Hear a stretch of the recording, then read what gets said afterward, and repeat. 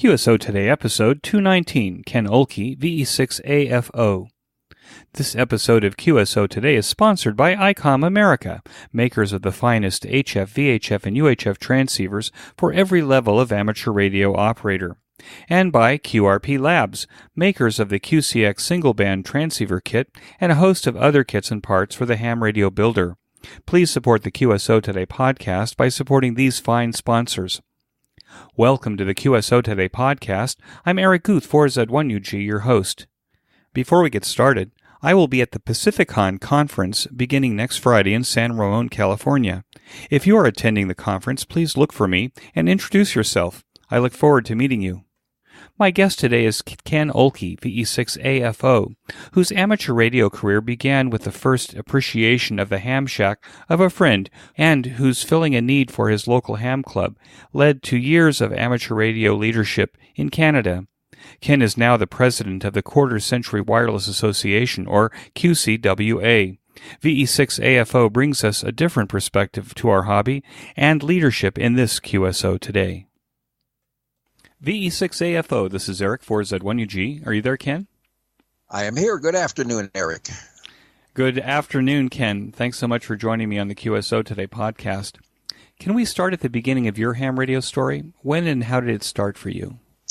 Well, I guess like to say, in the beginning, when I was in grade 7, I was interested in radios and electronics, and I took every book out of the library there was on that subject. And interestingly enough, I did not know anything about ham radio, didn't know it existed. And this was before CB radio entered into Canada. I think it had already been into the U.S. for a couple, 3 years. And there was this fellow in my grade 7 class who I was not really buddy friends with him, but he was perceptive enough to realize I was interested in all these things electronics, and he said I should meet his dad. And I asked him, why should I do that? He said, I think you might be interested in what he is doing. Okay. So it was a bicycle ride home from school on the same route, so I stopped in to meet his dad. And interesting, his dad was talking on the ham radio, and he said to me, just sit down there and Dad will be with you in a few minutes. So you can imagine, Eric, I was looking all around the room here, and everything was electronic. And I said to myself, whatever this is for me. So that was the first ham radio operator I met, my Elmer. And I asked him, how do you do this and how do you get into it? So again, I grabbed more books and I self-taught myself on everything. There was there was a radio club in the city at the time, but they were inactive. So I pretty well did everything on my own in that regard. So that was my first start and introduction to amateur radio. And I studied like crazy. And of course, we had to do the Morse code. The first license in Canada at that time required 10 words a minute sending and receiving. And I have to admit, I did struggle with the Morse code. But knowing today how you should learn Morse code, I was doing it all the wrong way back then. But anyway, that's where we got our start, Eric. Do you remember the name of the Elmer and his call sign? Oh, I certainly do. It was Bill Nolan, VE6, Bravo, Tango. What was the first thought? Was there one piece of equipment that caught your eye? Or was it overwhelming to the senses? It was overwhelming. I saw this great big amp meter sitting on his wall there. It was obviously an RF current meter.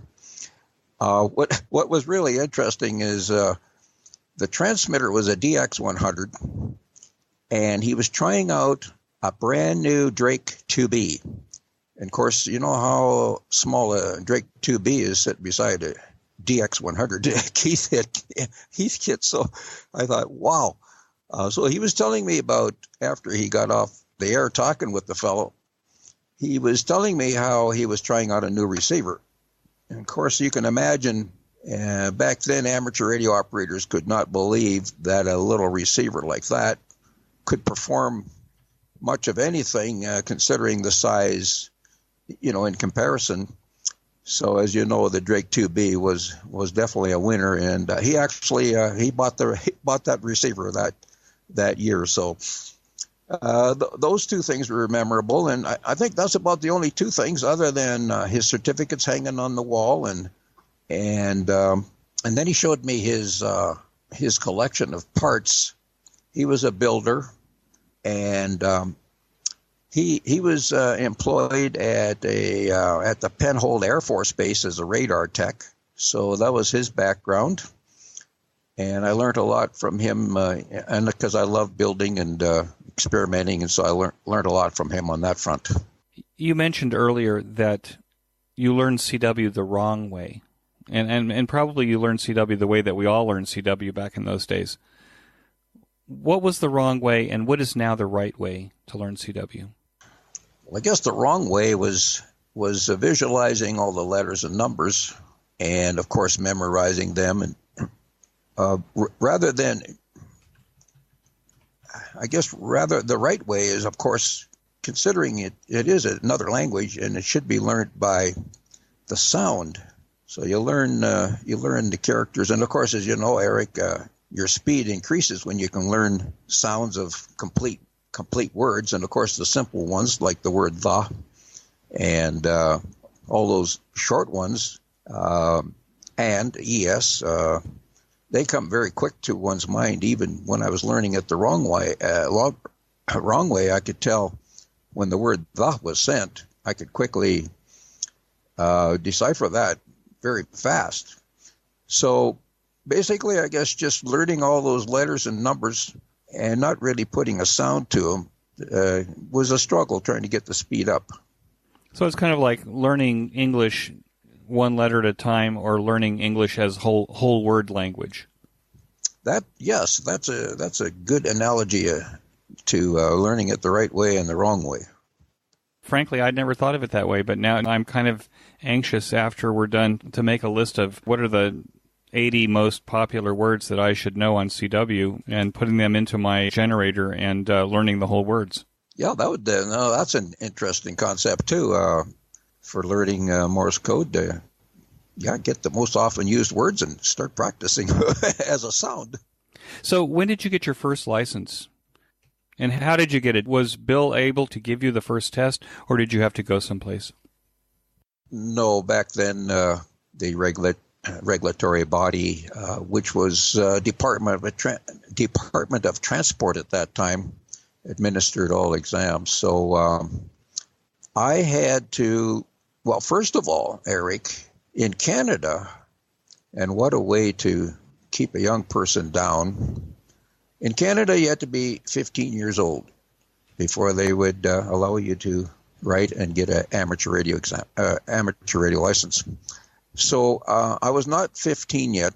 I was 14, and I actually, believe it or not, I wrote the department, which was in our capital city, Edmonton. I lived in Red Deer at the time, which was about 90 miles south of Edmonton. And I told them I was 14 years old. I was ready to write the exam. Of course, I guess a young, naive kid thought I could change at a whim, the rules. Why not? So, yeah, why not? Why not give it a try? So I'm sure I hand wrote that. I didn't have a typewriter or anything, so I would have handwritten that letter, and I don't have a copy of that. But I do still today have a copy of the reply they gave me with a copy of the regulations, which I already had because I needed that to know the regulations for the exam. So indeed, because now I was reliant on my parents to get me up there. My birthday's in November, so I turned 15 in November, and of course, winter and snow, and my mom and dad were probably busy. I don't know, but they didn't get me up there until April the following year. So I was just a little over 15 when I finally got the exam, April 7th, 1961. What call sign did you get? The same one you have now? Yes, the same one I have today, which which was issued to me at that time. You could not pick your own call, and so we were all those who wrote were always anticipating what would my call be. In this province there weren't that many amateur radio operators, and they delved them out sequentially. So the last one who got such and such, and so you were thinking, yeah, you might get this or that. So, do you remember your first rig? Yes, another Elmer, Dick Krogman, VE6 Mike. He had a secondhand Harvey Wells TBS 50, and I remember it was a 50-watt radio, and I remember he charged me $50 for that. So I'm thinking, well, let's see, that's $1 a watt. So that was my first transmitter. That was an AM transmitter, wasn't it? Yes, except I didn't have the modulator to go with it, or the power supply. So I got a surplus power supply. I don't remember where I got it from. And I wasn't worried about the AM modulator because I couldn't use voice anyway for a year. So just CW. And what's the current rig? The current rig is a Kenwood TS530 Sierra Papa. It's pretty old now. I bought it brand new, and I have no want for upgrading any larger bells and whistles, although this radio is not cat capable, but I'm not too worried about not having that capability. You operate a TS530 SP. Now, it's my understanding that you also operate moonbounds, or do you still operate moonbounds? No, I did that, and it's hard to believe that's 20 years ago now. The place I was living in before, I was there 18 years, and that's where I set up the system. And then we bought across the city, and I never did get up the moonbound stuff. The moonbounds was on 70 centimeters, and I thought maybe I would try to do 1.2 gigahertz for moonbounds at this location, but I never did get around to it. What's your favorite operating mode then with the Kenwood? I'm sort of 50-50. I like doing CW and phone. I don't do any digital modes. I tried them back in the day, when packet radio come along, and well, I guess I tried it even sooner than that when radio teletype. I did keyboard stuff, and met a lot of great fellows on what they call the green keys. And then I was always one to try to keep up with advancements in technology. So when packet radio came along, I thought I had to do that too. And that was interesting. I experimented with that quite a bit. And then the other digital modes came along, and that's when I realized I really didn't like communicating using the keyboard. I sooner talk or use CW. So that's why the digital modes don't interest me anymore. I did it, and I said, I really can't get into FT8 or all those others. Do you have a favorite paddles that you use for CW? I had a couple, and the one I've settled on is a Vibraplex. One thing I've always desired to have, and I just might do that one day, and I never did get a bug. But you know what? I think I'd be really good on a bug. I like the automatic dash, the automatic dots, and I like to manually make the dashes. It gives you your own style. A person that operates a bug has a style. Exactly, it does, and you can recognize different fists by that, and as well as a straight key. I have to admit, I've mostly been straight key. Just recently started trying to get used to iambic keying it, and practice makes perfect. And I haven't spent enough time on that, but I'm still a straight key person, and I've been able to do on a straight key, which is not easy if you don't set the thing up right. I've been able to do in sending 25 to 30 words a minute. And you can sustain that for a pretty long QSO? I can sustain it for well, in a QSO, of course, you get breaks and have the other guys send back to you. But I can sustain that for QSO. Yes, not. I wouldn't probably be able to do a full half hour or an hour QSO with that. My little wrist would get tired. Yeah, there's a thing called glass wrist syndrome, right? Yes. If your wrist isn't just right on a straight key. Exactly. Yes. Get kind of seized up, and like you say, they call it a glass wrist. Now, I see from your biography that you were an entrepreneur and ran your own business for a number of years. But it didn't appear, and that's why I usually ask this question, whether ham radio played a part in the choices that you made for your career in education. Did it, and was it somehow worked into the field that you chose to go into? No, actually, I kind of got into that in an interesting way through my brother. I actually had aspirations of being a radio TV repairman, but I'm glad I wasn't. I'm glad I didn't get into that area. You've seen what happened to that business. Right. Maybe this is something I shouldn't admit, but I'm a high school dropout. I completed grade 9, took part of grade 10, and that was it. So I have to say that, well, first of all, to get your radio TV stuff, need to further my education to get into that, which at the time, I didn't really have the desire to do that. So I started working for various different people. And, this is when I'm 17, 18 years old. I'm a high school dropout now. And I worked for a furniture factory doing woodworking, building furniture. And I worked for them for almost 5 years, and then they went bankrupt. So here I was, no education, no trade. And so I was jumping from job to job. And my last job there, I was working at a factory making snow skis here in Calgary. They were based out of Seattle. It was a K2 ski. They set up a small plant in Calgary. And everything is assembly line, as well as the furniture factory, everything assembly. And there was something about this that just kind of got to me. Actually, I think it was giving me ulcers. And I was at the ski manufacturing there for 6 months, and I couldn't stand to go back to the place.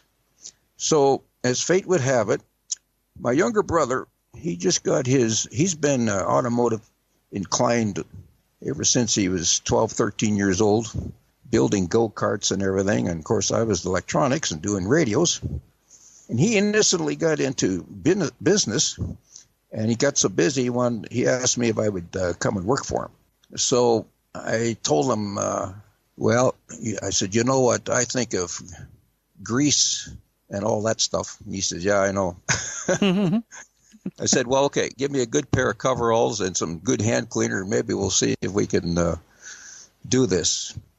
I think I worked for him for 2-3 weeks, and I just realized what the factory and the assembly line stuff was doing to me, because this was something different every day. So a month after, I said, you're a licensed they called them mechanics then. Now today they call them technicians. I says, I could apprentice under you. And he says, yeah, I guess you could. So he signed me up, and I did my 4-year apprenticeship under him. Worked for him for all those years. Then he decided that he wanted to leave Calgary and go way up north and start a machine shop doing engines and cylinder heads and all that. So that's where the decision was. I made the decision I knew his customers, they knew me because I worked with them. So we made a deal, and I took over the premise we were just leasing, and spent 20 years in that place in my own business. So that's how I innocently got into this trade and this business. Yeah, and I might add that after 20 years of getting out of that, then I went working for airline, doing ground equipment work. And I must say, and going back to your question, did ham radio and electronics and all that help me achieve my goals. It did in my business. I was very strong in automotive electric. There were places in this city who couldn't get anything going right in an automobile back then. And so I was referred to as if Ken can't fix it, then it can't be fixed. So that was good in that case. And then when I got my job in the airline, I was interviewed by the base manager, and they had a whole bunch of ground power units, which were AC powered and a lot of solid state stuff in them. And he asked me if I could fix these. I said, well, do you have schematics and all that? No, he says, we don't have any these are pretty old units, and we don't have any documentation or schematics. So that's when I said, well, I'll just reverse. No, I didn't say that first. I said, I'll just Chinese blueprint them. And he says, Chinese blueprint them?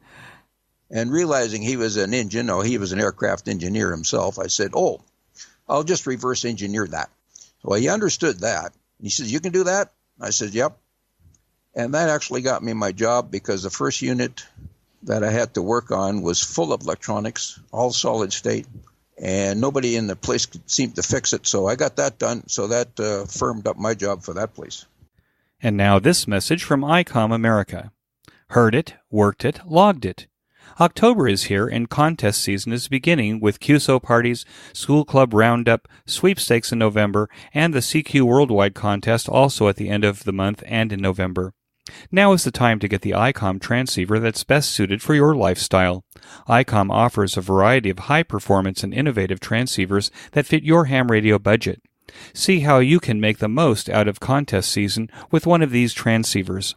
The IC7851 has the competitive edge that you've been looking for, and the endorsement by Dr. Ulrich Rohde, N1UL, in episode 208 of the QSO Today podcast as being the best transceiver on the market today. Raise the bar and hear what others cannot hear with this flagship HF 50 MHz transceiver. This is due to ICOM engineers focusing on a new local oscillator design that drastically reduces phase noise. This noise reduction and purity of the LO result in an RMDR of 110 dB, allowing you to hear the extremely weak signals, making the IC7851 the perfect rig for making contacts at the bottom of the sunspot cycle. In addition, this fine rig has a spectrum scope, dual receivers, and a digital voice recorder. The IC7610 is the SDR every ham radio operator wants, and just in time for contest season. This high-performance SDR has the ability to pick out the faintest of signals even in the presence of stronger adjacent signals. The new ICOM 7610 is a direct sampling software-defined radio that will change the world's definition of an SDR transceiver.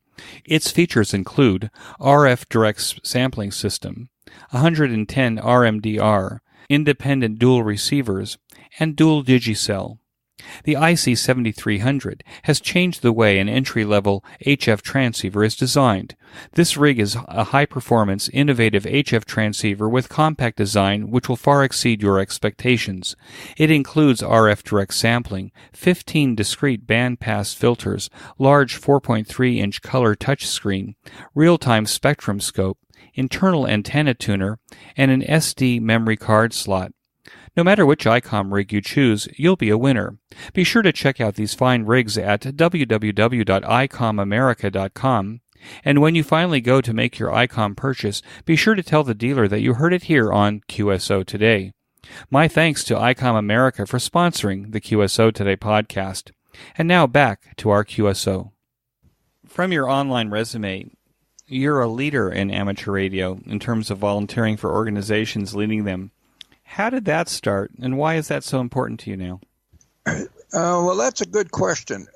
And I guess thinking back, it all started at my local club. At the particular year, there didn't seem to be, and you've heard this story before, Eric. Elections come up, nominations come up, and nobody wants to stand for office. So I meekly raised my hand and I said, well, I hate to see no leadership happening in this club. So I raised my hand and put my name in for president. And I'll tell you, Eric, You wouldn't believe I didn't know how to run a meeting, chair a meeting, and my knees were shaking. And I tell you, that was the that was the worst thing I think I ever did. But I'm glad I did it. And then that led up to national here in Canada. At the time, I was a member of the Canadian Radio Relay League. Well, actually, it started with the American Radio Relay League because the Canadian Radio Relay League was just a division at that time here in Canada. One director sat on the ARL board. And the current CRRL Alberta director didn't want to run again, and he zeroed in on me. He was at the time the section manager here in Alberta, and I knew him very well because I was heavily involved in the field organization as well. And he asked me if I would, he says, I think you'd be a good guy to run for Alberta director. So I took up that challenge. So that's how I got into national politics, I guess. Just basically, I took up the challenge, and even though my knees were shaking, it groomed me, and I have to say the local club groomed me to going forward. What is the biggest takeaway from being a leader of first your local ham club, but then later going on to the national, becoming the national director? Certainly, you have a whole list of other organizations that you have led. What's the biggest takeaway from that for you? I like to engage people. I think I found a talent of being able to find and seek strengths in other people and to get them to volunteer to do various things. And so my takeaway is I like making things happen. I like to get things done. And I must say at this point, I'm a very poor delegator. I've even been accused of micromanaging. Maybe I do. I think the reason I'm a poor delegator is I've delegated to some, and they let me down. And, and some of the things were important that had to be done. And so I guess I find I take on a bigger workload. And I wish I could learn to be a better delegator, because I think my strengths would even increase if I did that. But my takeaway is to see something actually happening, progress in an organization like the one I'm involved in now. My involvement in QCWA has been so tremendous. We have a great board of directors, and they're all trying to make things better for keeping the history of amateur radio going, and we have a lot of history in the organization. And things like just recently, we have a life member, Worth Hurley, W7WG, who just turned 100 years old. He's been licensed 83 years, and he's in the Tacoma, Washington area, and we had the Radio Club of Tacoma do a special presentation for him and a birthday party and award him his anniversary awards there from QCWA. And by the way, there's a YouTube video on that too. So that just recently happened on September 30th, and that just thrilled me to be able to make that happen. And it was all because one of the members of our board pointed out that we have this gentleman. I wonder if he's still living, and so we tracked him down, and yes, he's still with us. So things like that, Eric. Each day, each month, these things happen, and it just brings me joy. I want to talk about the QCWA, but before we go there, you're episode 219. So I've talked to a lot of hams in the last 219 weeks. I'm left with the conclusion that amateur radio is this broad spectrum that has something for everybody.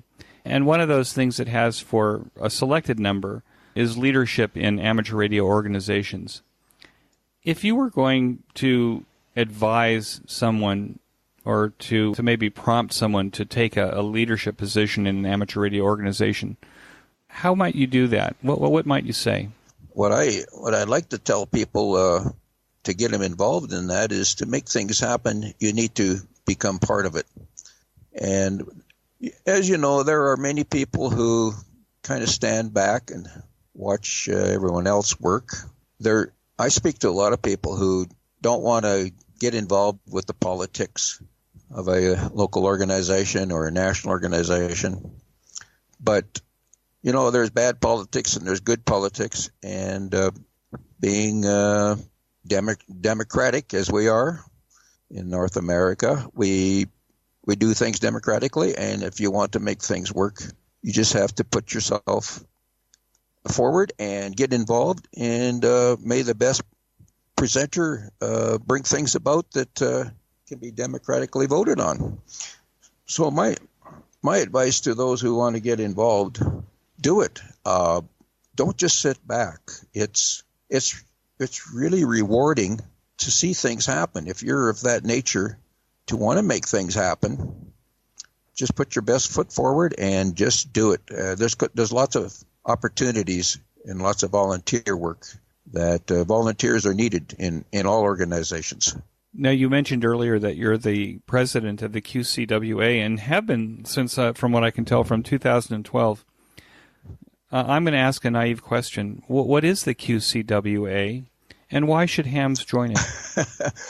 That's always a very good question, isn't it? Well, the Quarter Century Wireless Association is a makeup of members who are licensed 25 years or more. A lot of people say, well, okay, I've been licensed 50 years. When are you going to start the half century? Well, I can pretty well tell they're not interested in joining the quarter century. Why should you join the QCWA? First of all, I'll say it's not for everyone. Not all organizations appeal to everyone, and that's reasonable. I'm not a member of every organization going either. If it appeals to me and I feel I can give and have some input, I will join. So the Quarter Century Wireless Association, I think, is a big social group. Our chapters meet. Our various chapters meet at different times. Some meet every month. Some meet every quarter. In our case here in Alberta, our chapter meets twice a year. We get a good turnout. We just had a meeting a couple of weeks ago, and we had 21 people show up. And the Quarter Century Wireless Association, I feel, its greatest strength is our scholarship program. Now, people say, well, why would I join just for that? Well, if you know any young people that are licensed and are going to post-secondary educational schools, as a QCWA member, you can recommend them for a QCWA scholarship. It's one of the requirements that we have in order for a person to be recommended for a scholarship is to be recommended by a QCWA member. So, Eric, the Quarter Century Wireless Association, why should I join? If you feel that you would like to associate yourself with some very prominent amateur radio operators from the many years past, this is a place for you. And I feel there is a place for you folks in different chapters. If you're not near a chapter, a lot of them decide, these are the leaders and the shakers and movers, decide that I'm going to start a chapter. We just had one recently started in Florida. He had time on his hands, and he was a leader. You could tell he was a leader. He had 17 members within 2 months, and the new chapter was approved by the board of directors. And what I was going to say is a new chapter can be started with just five members of the QCWA National. So it's easy to start a chapter, and we have quite a few. We're up to number 229. They're sequentially numbered. The numbers are never reassigned if a chapter goes active. It just sits there, and it can be reactivated again 10 years later when maybe a new shaker and mover comes into the organization. So that's about sums it up, Eric. Is the QCWA a North American organization? I mean, I'm in Israel, so does that could I have a QCWA organization? Yes, you could. Here? We're worldwide, and we have chapters worldwide. Some are inactive now, but our largest chapter is Chapter 106 in Germany. That's a very big chapter. They have many members. We got one in Switzerland, I believe, that's active. Well, we've had quite a few that come and gone, and we're trying to get one going in Cuba. And you could, yes, in Israel. Well, Israel's got a lot of amateur radio operators, haven't they? Yeah, we've got a lot of old-timers. It would be easy to even approach the 50-year mark for many of them here. And you're right, Eric. There are many, like you said, your listeners are over age 50, and I'm sure if they got their license at a young age, they've been licensed 25 years already. Yeah, it seems to me like the QCWA would be a good place to look for QSO Today guests. The thought comes to me. There are quite a few that would be good guests, yes. And now this message from QRP Labs. Well, Hans, G0UPL has done it again. QRP Labs announces a new 10-watt linear HF power amplifier kit for just $26 US. That's right, $26 United States currency. This power amplifier comfortably produces 10 watts from a 12-volt DC supply for every mode, including the high-duty cycle digital modes. This new linear amplifier provides 26 dB of gain from 2 to 30 MHz with a plus or minus 1 dB gain flatness over the entire range. This 10-watt HF linear power amplifier kit has no surface mount components to solder. There are a small number of transformers that need to be wound, and assembly requires care and patience. If you're a beginner, you can still do this kit. The push-pull driver stage uses two BS170 transistors in the amplifier found in the softwalk transmitter design. This final uses two IRF510 transistors in push-pull configuration. Yes, this humble low-cost MOSFET is really capable of excellent performance all the way up to 10-meter band and beyond. Hans says the short lead lengths and PCB layout are extremely important to the success of this kit. This kit includes a huge heatsink to prevent overheating even during a 100% duty cycle. Hans sent me a message that he tested key down for 1 hour at 10 watts full power with no forced air cooling. He tested again for 15 minutes at 20 watts, 100% continuous duty cycle with no forced air cooling. He even tested this new power amplifier with a 20-volt DC power supply into an open load, a shorted load, and various mismatches without instability, oscillation, or failure. So if you have a QCX or any other QRP transmitter and want to boost its output power with a highly reliable linear power amplifier at an amazing price, then click on the link in this week's show notes page to tell Hans that you heard it here on QSO Today. QRP Labs is my favorite kit company. It should be yours too. QRP Labs. And now back to our QSO. Ken, are you a home brewer? I am a home brewer, and I don't have I have to say I don't have enough time to home brew, although I make a point of setting some time aside to do it. Speaking of home brew, you asked me back a few minutes ago what my first transmitter was. The Harvey Wells. Of course, you see, I was still living at home, and then when I left home, I sold all my radio equipment and moved to Calgary, which is 90 miles the other way, 95 miles the other way from Red Deer, where I lived. And so when I got married, so basically I didn't really have any place to do ham radio. Living in one-room boarding rooms and couldn't put up antennas or do any radio. So when I came to Calgary in 1964, so that's just 3 years after I was licensed. So I was inactive from about 1962 to when I got married in 1968. And shortly after, I said to my wife, my new bride, I said, I think I would like to get into my hobby again. So I built my first transmitter. I didn't have much money, so I took all my parts and junk pieces and built my first transmitter there.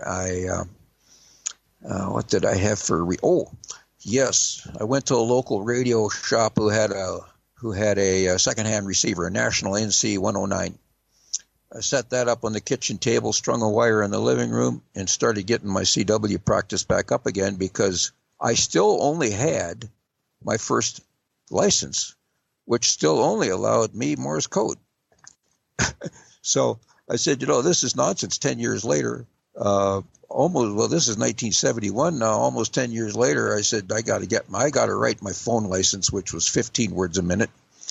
So I got my CW speed up, and amazingly, even though I learned Morse code the wrong way, amazingly, not listening to Morse code for 10 years, I got my speed up. Within 2 weeks, I got my speed up to 10, 12 words a minute. So it's like to say, it's like a bicycle. You might get a little rusty, but you never forget how to ride it.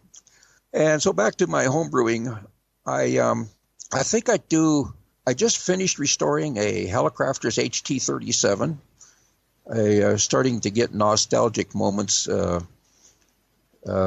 in my older age, and that transmitter was in the era of when I was first licensed, although I never owned one, but I had an opportunity to pick one up for a modest price.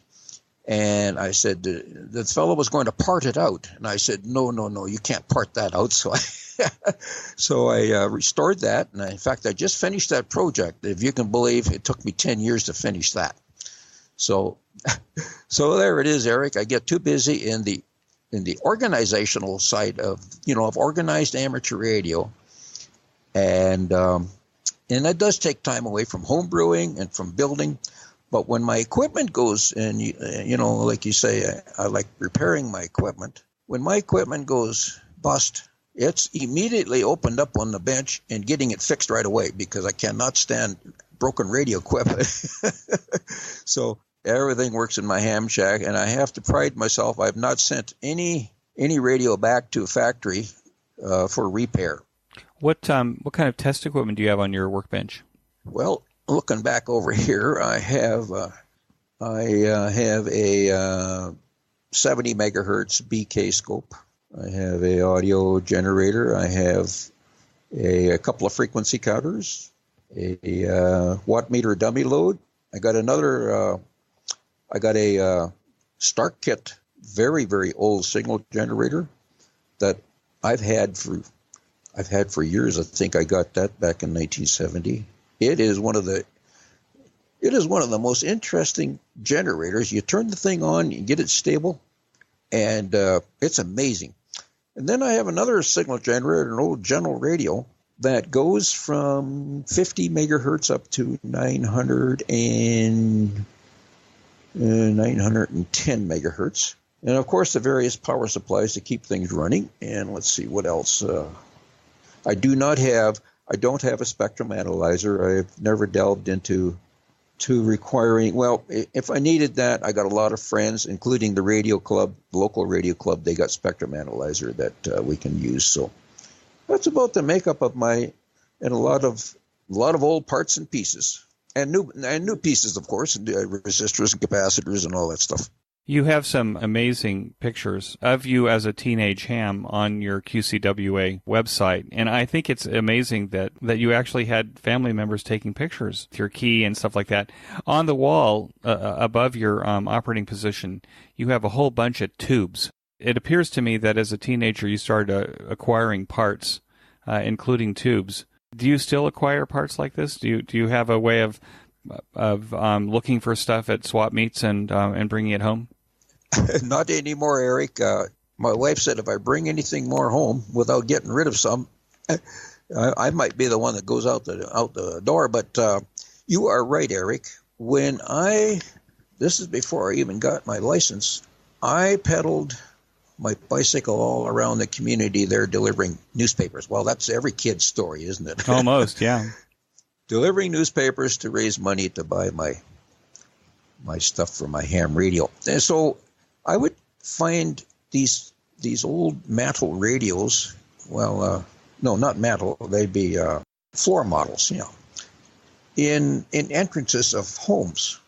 And I'd ask, what are you doing with that? Obviously, it's not in the living room. Oh, that quit working. Do you want it? Yeah, can I have it? So I'd drag it home, and I'd pull out all the parts, and I collected. I think I stripped everything I could and had bins of parts and this and that, and I still got some of those things today from from back in 1959, 1960. And you look at those things today, and I'm thinking, oh, my goodness. You know what?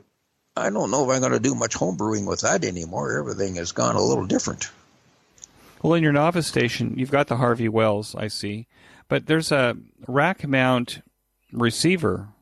It looks like it's a receiver with a big knob in the middle. Was that something you found surplus?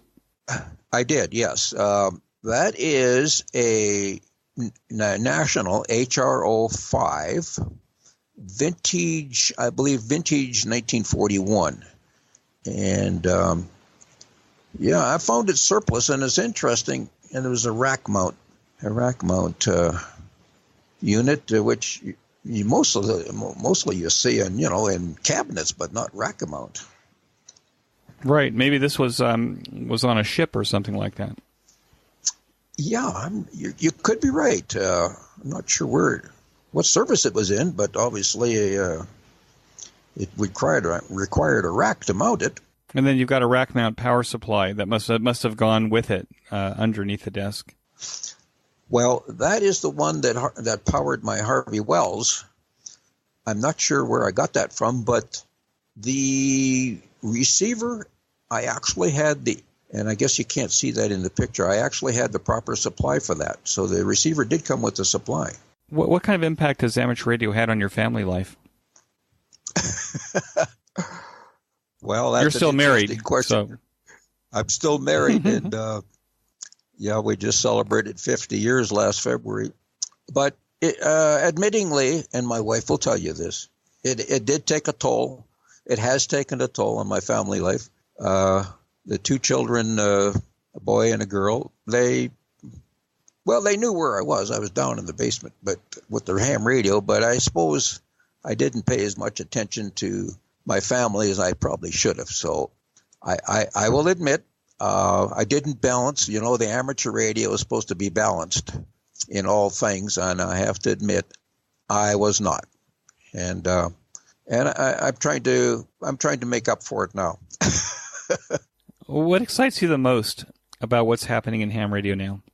I think, and probably this is where the QCWA kind of comes into play with the scholarships and that. I try to go to Hamcation and Hamvention each year because we have a QCWA booth there. But I find all these young, exciting licensed amateur radio operators, and I always like sitting in on Carol Perry, WB2, Mighty Good Professors Youth Forum both at Hamvention and Hamcation. They want her to be just about at every prominent Hamvention or Ham Radio Fest. She was at Huntsville, Alabama. I don't know if you've ever interviewed Carol. I did. She's I'll put a link in your show notes page, but Carol Perry was one of the early guests that I had on the QSO Today podcast. I guess what's so exciting is I think about when I was a kid, and these young kids, they are I tell you, they are well informed. I remember when I was a kid, I didn't know half the stuff that these 10, 11, 12-year-olds know, and it's amazing. Maybe it's the way they're educated today, I don't know, or the fast world, maybe the fast pace of the world. They have to keep up. And if they don't, they're going to get left behind. So they need to be involved in as much as they can. And I find this exciting because a lot of some of my senior amateur radio friends believe that ham radio is, it's finished. Well, maybe it's finished from the way they knew it or felt the excitement, but it's not finished for the young people. In fact, ham radio probably, in my mind, is now more exciting to young people because the cell phone, the internet, and the rest of all that is passé. Now the exciting thing is amateur radio, electronics, and Morse code. I see a lot of them very intrigued with Morse code. So I find that I think amateur radio has a good future with the young people I have met, and I think amateur radio is going to keep going long past me gone. Do you have advice that you'd give to new or returning hams then to the hobby? I don't. I do come across the odd returning ham. I find here in my local community, and I think this is happening North America wide, worldwide. I'm finding the senior hams are starting to wind down and just want to get rid of their equipment. We have more towers to take down in this city than I can't believe it. And radio equipment, they just want to give it away. Oh, do you know somebody who's getting into ham radio? They're willing to just give it away. And we have no takers for it. It's amazing. And I'm finding this with myself too. I'm licensed 57 years. I enjoy the organized side of amateur radio. I enjoy making things happen there. But I have to admit, my operating enthusiasm is not the same as it had been, a number of years ago. And I'm finding that the amateurs that I associate with here in the local club, the seniors love socializing. They love getting together and chatting about old stories and that. And 90% of them are not QCWA members. They know all about it with me being around, but it's not for them, so they don't join, and some join. And so that's where it's at, Eric. Have you thought about operating, say, DMR or anything like that? Do you have a radio in your car? Yes, actually, I got a couple of radios in the truck. One was all mode 2 meters. DMR, yeah, interesting question. I bought a handheld DMR a couple of years ago because we ended up with a DMR repeater here. And I find that's interesting, but I don't find it, grabbing me as much as I thought it would. I'm making a plug for DMR, and anybody that's listened to the show knows that I've been kind of experimenting with DMR up to this point. I guess what's intriguing about DMR is that when you could be operating the same repeater in your town, or you could be operating DMR from a hot spot. I have a Zoom spot now. It's a new thing in my ham shack here. But when I turn the channel control, I'm still talking to the same repeater, but I'm ending up in different groups. And I find that's kind of intriguing, that I can turn the channel and end up in a talk group where I can talk about building and all kinds of stuff, or I can talk on a talk group that's local, or I can talk on a talk group that's on the other side of the world, which is what I do. And I find that's kind of intriguing. I know how it works, and obviously we're relying on $1 trillion worth of infrastructure between me and the other users. It's interesting. I mean, it's interesting and different. So that's kind of my latest thoughts on it. So I'm actually seem to be making more of an investment in it than I thought I would. But it seems to be an interesting mode. Right. Yes. It is interesting, and like you say, there are different talk groups in that, and I guess similar to Echolink, you can get into different talk groups there. And I've tried Echolink. In fact, I got it on my desktop. I liked, and we don't have that in this city anymore. I kind of enjoyed IRLP to make the occasional contact to certain places I wanted to get to. And so that we don't have an IRLP node here in this city, if you can imagine. But we got DMR. And yeah, so the handheld sits right by my computer here. Oh, by the way, I did find out when I transmit, it wipes out my computer. Next thing I know, I gotta reboot the computer and start all over again. It just does a real number on it, so I got to remember not to transmit close to the. Well, that's a very interesting thing. Yeah, and it's a how do they pronounce it? Titera. Titera, right? I think I have one of those too. MD390 or 380. 380. Yeah. Yeah, interesting. Well, I think I'm going to turn on the spectrum analyzer now that you've mentioned it, and actually see what it's putting out just for grins. Yeah, might be a comb generator. Right. I'd be curious what you find when you look at that. I'll do that. I'll take a picture of the screen and see what it actually and share it without making a vow with the rest of the audience here. Ken, you've been a wonderful guest. I've had so much enjoyment in talking to you. It was such a pleasure, Ken. Thanks so much. It was my pleasure, too, and thank you for asking me. Yeah, 73. 73. Bye-bye.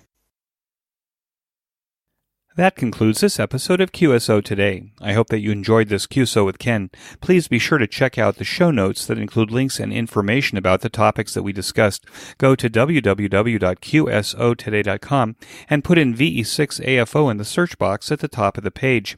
You might know that search box at the top of the page will also help you find any other ham that has been a guest of the QSO Today podcast. My thanks to both ICOM America and QRP Labs for their support of the QSO Today podcast. Please show your support of these fine sponsors by clicking on their links in the show notes pages, or when you make your purchases, that you say that you heard it here on QSO Today. You may notice that some of the episodes are transcribed into written text. If you'd like to sponsor this or any of the other episodes into written text, please contact me.